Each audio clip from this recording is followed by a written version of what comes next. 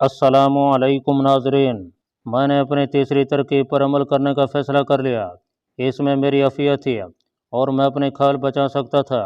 अचानक मुझे ख्याल आया कि जिस गोदाम में यूरेनियम बॉक्स पड़ा है वहाँ तो बहरिया का एक गार्ड पहरा देता है।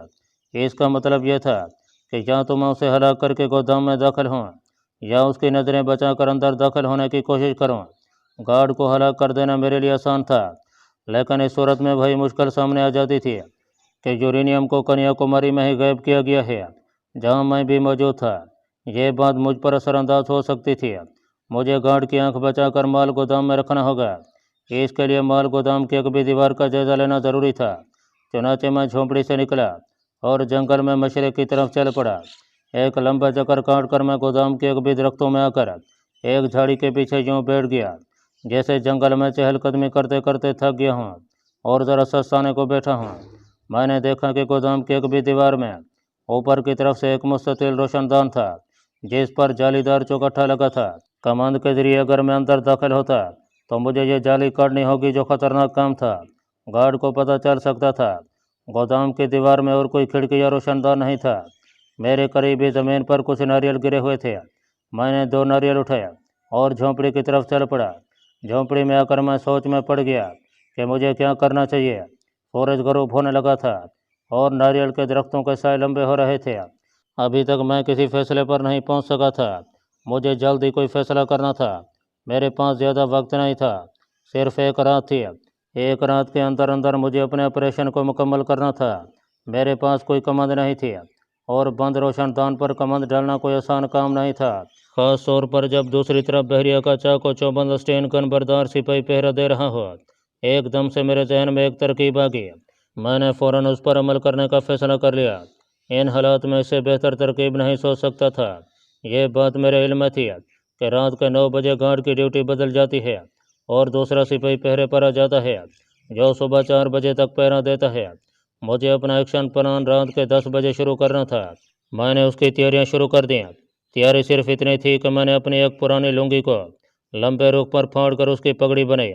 उस पगड़ी को मुझे रात के अंधेरे में झोंपड़ी से निकलते वक्त अपने सर पर इस तरह बांधना था कि मेरे चेहरे पर सिवाय आंखों के और कोई शय नजर न आए। यह हिफ्ज़ मतक़द्दुम के लिए था। इसके अलावा मैंने प्लास्टिक का एक बड़ा थैला सुकेड़ कर अपनी धोती में उड़स लिया। मुझे चाकू छुरी की ज़रूरत नहीं थी।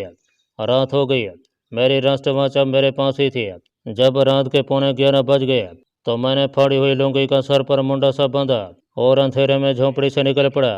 अपनी स्कीम के मुताबिक मैं जंगल में बाएं तरफ से होता हुआ गोदाम के हक़ में आ गया। यह सारा इलाका दिन की रोशनी में मेरा देखा भला था। मैं एक एक नशेब खुराक से वाकिफ़ था। मैं फोंक फोंक कर एक तजर्बाकार कमांडो की तरह कदम उठाता हुआ गोदाम के करीब ऐसी जगह पर आ गया जहाँ से मुझे अंधेरे में पहरा देते हुए गार्ड्स का हेवला साफ दिखाई दे रहा था। मैं बैठ गया और गार्ड पर अपनी नज़रें जमा दी। गार्ड नाटे कदगा था और बेजारी से गोदाम के बंद दरवाजे के आगे चल रहा था।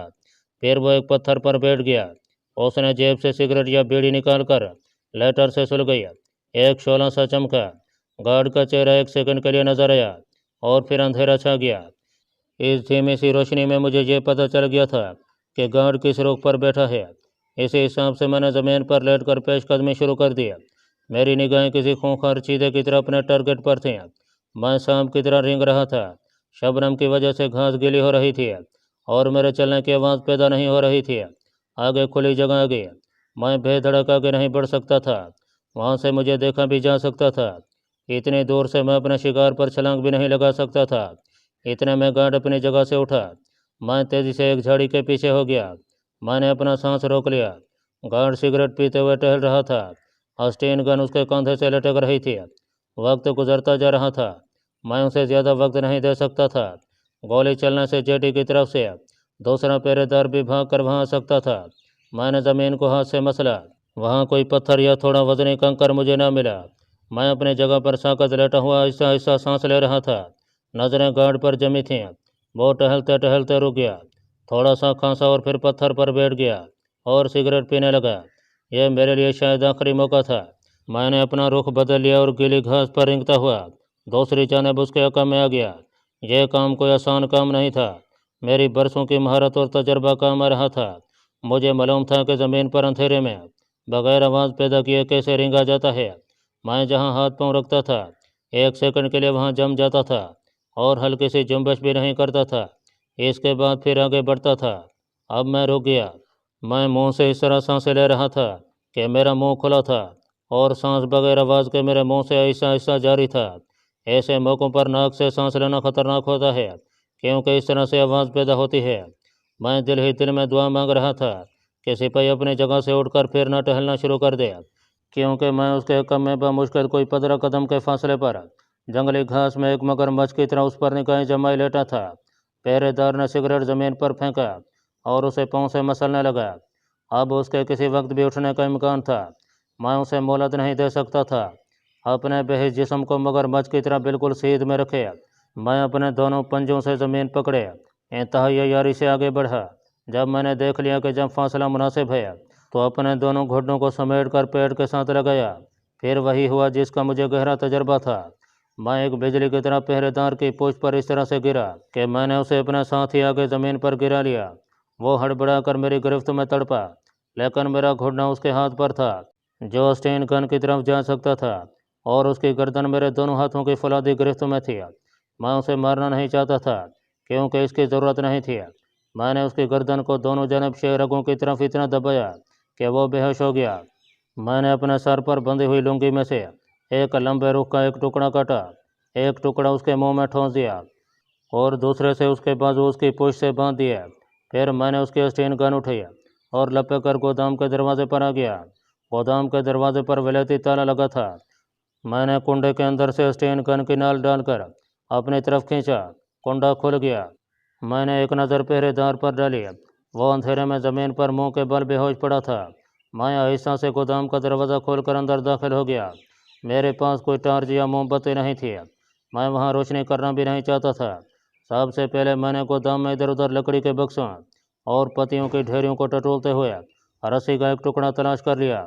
मैंने उस रस्सी से बेहोश पहरेदार के दोनों पाँव भी जकड़ दिए ताकि अगर उसे होश आ जाता है तो वो वहाँ से भाग न सके। अब मैंने अंदर आकर गोदाम का दरवाज़ा बंद कर दिया और सीधे कोने वाले नारियल के ढेर की तरफ गया और दरवाज़ा बंद कर दिया। इंस्पेक्टर नाथन ने मुझे बताया था कि यूरेनियम बॉक्स नारियल के ढेर के नीचे छुपा कर रखा है। ये नारियल छाल वाले थे, इसलिए वो ज़्यादा लुढ़क नहीं सकते थे। मैंने थोड़े से नारियल हटाया तो नीचे से एक बक्स निकल आया। ये एक मुरब्बा फीट का लोहे का बक्स था। उसे भी ताला लगा हुआ था। इस मकसद के लिए मैं लोहे की एक बारीक सलाई अपने साथ लाया था। मुझे मुख्तलिफ तालों की सलाई की मदद से खोलने की ख़ास तौर पर ट्रेनिंग मिली हुई थी। इस वक्त मुझे अपनी पूरी महारत और तजर्बे को बरोए कार लाने की ज़रूरत थी। मैंने खुदा का नाम लिया और सलाई ताले के सुराख में डालकर आंखें बंद कर लीं। मेरी सलाई एक ख़ास जाविये से ताले के अंदर के लीवर को तलाश कर रही थी। लीवर मेरी सलाई की जद में आ गया। अब मैंने गरारी को पीछे हटाने की जिद्दोजहद शुरू कर दिया। यह छोटा मगर इंतहाई मजबूत विलायती ताला था और इतनी आसानी से खुलने वाला नहीं था, लेकिन मैं भी हथियार नहीं डाल सकता था। मैंने अपनी कोशिश जारी रखी। मेरे माथे पर पसीने की बूंदें टपकने लगीं। गोदाम में वैसे भी हब्स था। मेरे जज्बात में भी हैजान बरपा था, मगर मेरी उंगलियां सलाई को बड़े सुकून के साथ ताले के लीवर को एक तरफ से दबाने की कोशिश में लगी थी। सलाई बार बार लीवर की गरारी से फिसल जाती थी। वक्त गुजरता जा रहा था। किसी वक्त कुछ भी हो सकता था। मुमकिन है कोई दूसरा पहरेदार वहाँ किसी वक्त आ जाए। आखिर मेरी मेहनत रंग ली और खटाक की हल्की सी आवाज़ के साथ ताला खुल गया। मैंने खुदा का शुक्र अदा किया और ताले कुंडी में से निकाल कर नीचे रखा। बॉक्स को खोला और झुक कर देखा। बॉक्स के अंदर प्लास्टिक की एक थैली पड़ी थी जिसका मुंह सलाई से बंद कर दिया गया था। उस थैली के अंदर सिवाय यूरेनियम के और क्या हो सकता था। मैंने थैली निकाली, लोहे की सलाई से उसके मुंह को लंबा कट देकर फाड़ डाला। उंगली अंदर डालकर महसूस किया कि यूरेनियम भरभरी धात की शिकल में थैली में भरा हुआ महसूस हुआ था। मैं उसी तरह थैली लेकर गोदाम के दरवाजे पर आ गया। थोड़ा सा दरवाज़ा खोल कर देखा। रात खामोश थी। अब मैं अंधेरे में चीज़ों को धुंधला धुंधला देख सकता था।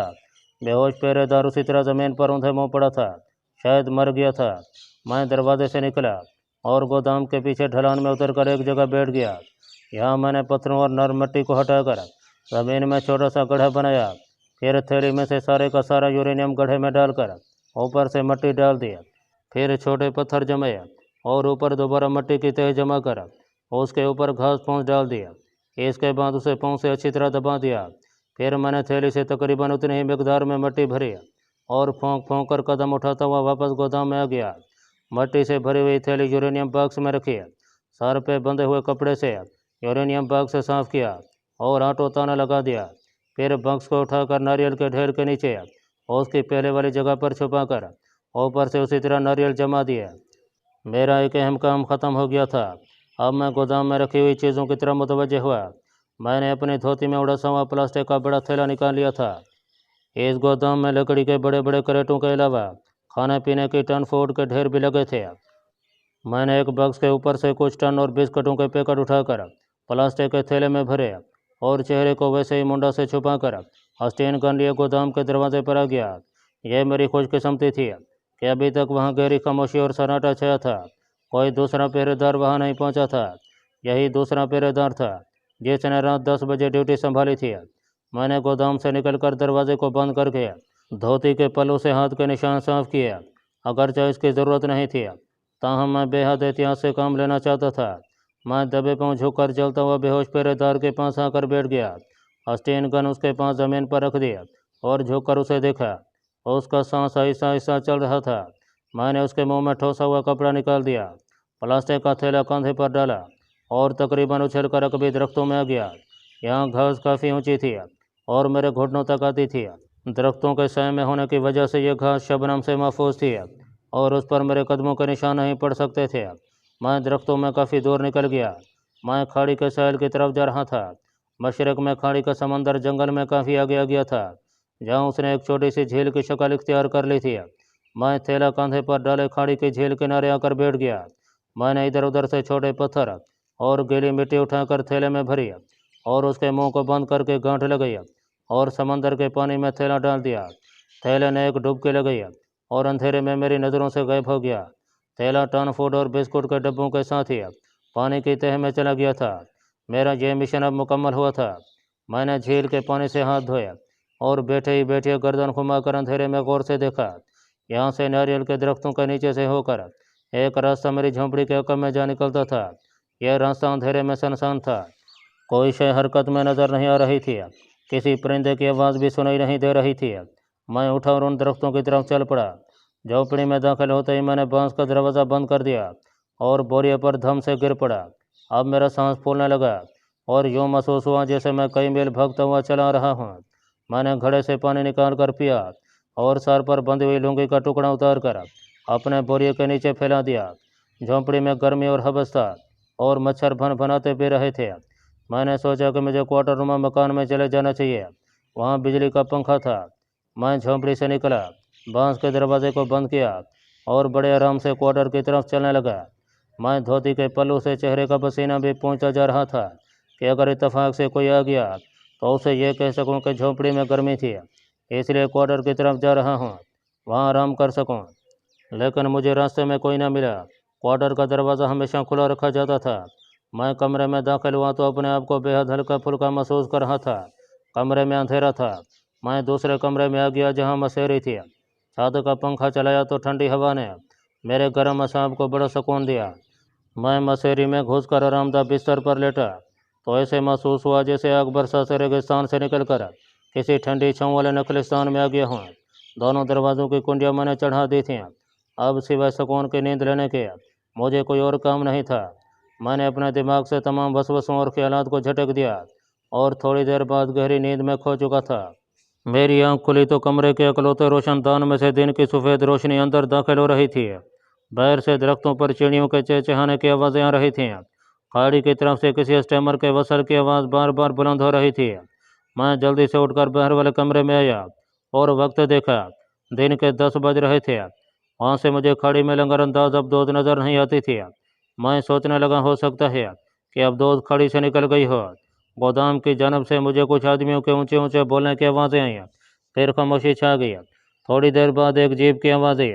ये आवाज़ भी दूर जाकर गायब हो गई। यकीनन गोदाम में चोरी का पता चल चुका है। मैं यही तस्वीर देना चाहता था कि रात को एक चोर आया जिसने पहरेदार को बेहोश किया, गोदाम का ताला तोड़ा और अंदर से कुछ खाने पीने की चीज़ें चुरा कर भाग गया। इस किस्म की चोरियां इस इलाके में अक्सर होती रहती हैं। मैं क्वार्टर से बाहर नहीं जाना चाहता था।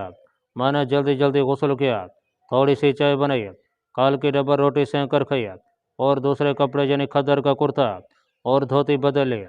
ये कपड़े मुझे इंस्पेक्टर नाथन दे गया था, क्योंकि अब मुझे मजदूरों के हुलिये में खाड़ी के मजदूरों में जाकर काम करने से मना कर दिया गया था। मैं बरामदे में आकर टूटे हुए स्टूल पर बैठने लगा तो ख्याल आया कि यह जगह मेरे लिए नहीं है।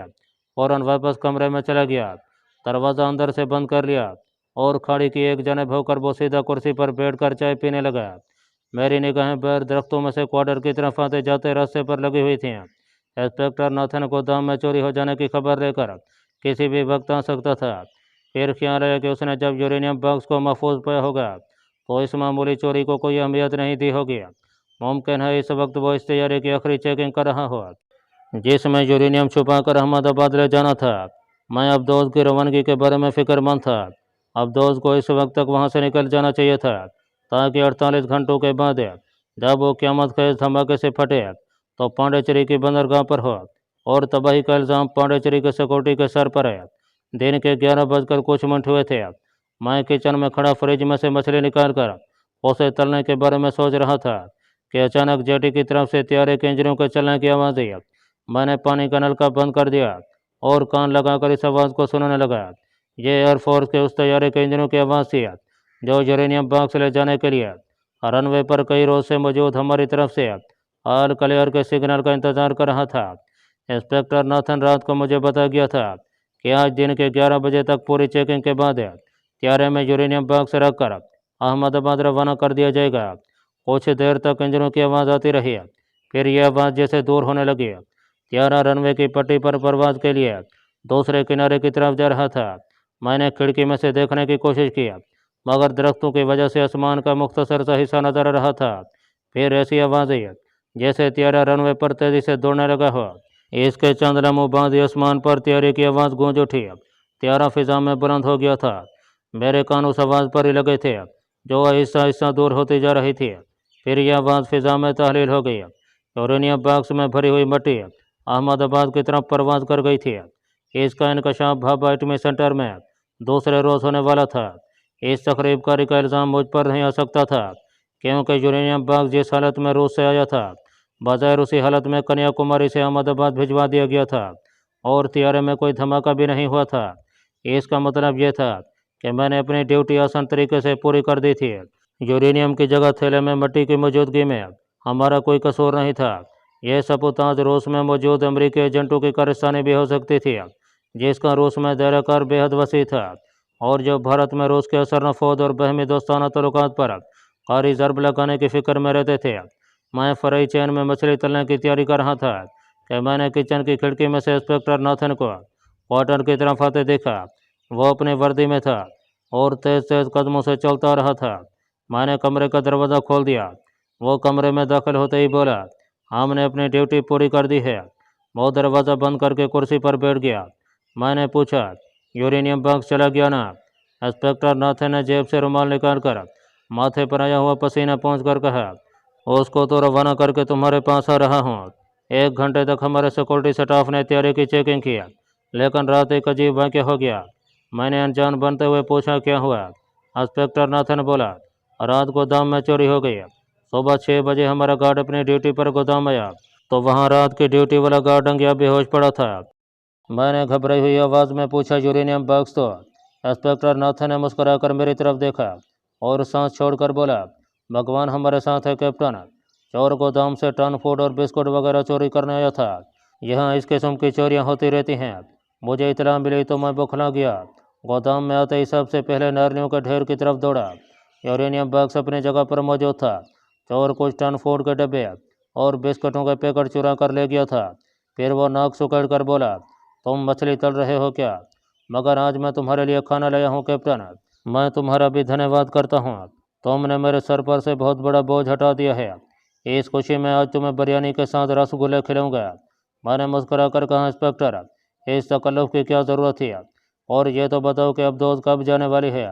इंस्पेक्टर नाथन ने फिजा में दोनों बाजू बुलंद किया और खुशी के मूड में बोला, थैंक गॉड वो तो मुँह अंधेरे ही खाड़ी से निकलकर अपना सफ़र पर रवाना हो गई थी।